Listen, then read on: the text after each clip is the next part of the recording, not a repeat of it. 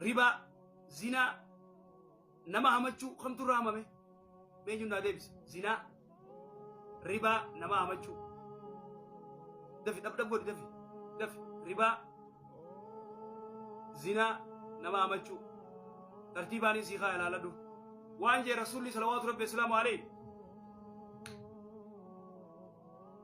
حديث سيات درهم ربا، حديث رواية إمام أحمد، درهم ربا يأكل الرجل، درهم ربا، درهم تكو ربا تو وصو بيغو نياچورا، دولار تكو ربا تو وصو بيغو نياچورا، ريال تكو غرتي ربا تو وصو بيغو نياچورا، لا صدومي جات زنا غدو روياده، درهم ربا يأكل الرجل أشد من 36 زنيا. dirama tokko doolaara tokko ribaa ta'u osoo beekuu nyaachuurra dhalaa 30 zinaa godhuurra wayyaa.